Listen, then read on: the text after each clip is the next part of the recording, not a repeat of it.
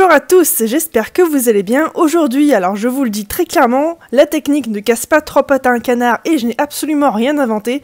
Il s'agit d'un petit effet céramique avec pas beaucoup de matériel.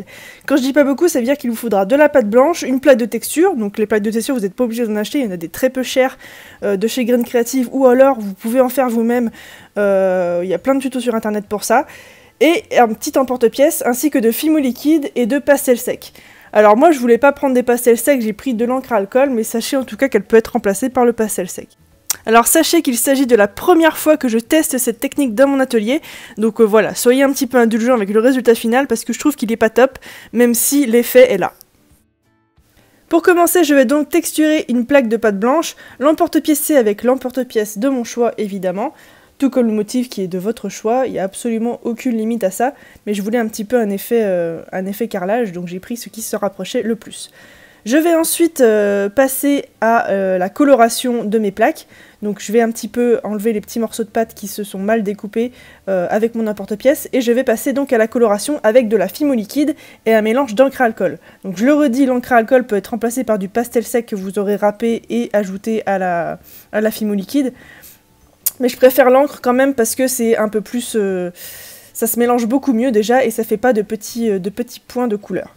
Je vais ensuite appliquer ce mélange sur ma pâte blanche et on va voir donc les motifs se dessiner un petit peu mieux et donner cet effet un petit peu carrelage.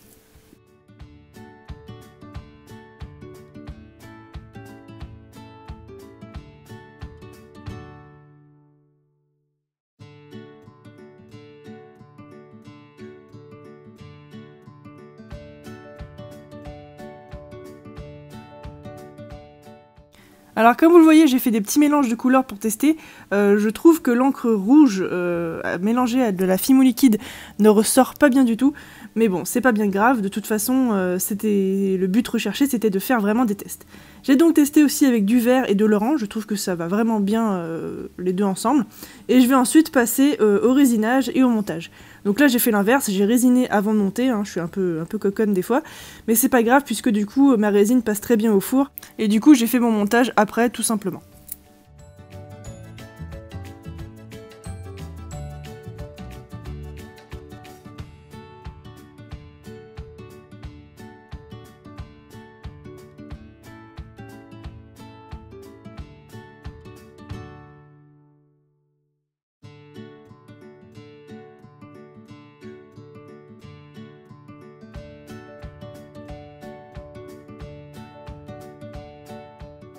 Alors sachez que j'ai testé la même technique avec de la sculpée liquide et le résultat est exactement le même. Je la trouve juste un petit peu plus brillante à la sortie du four et du coup les couleurs ressortent beaucoup mieux.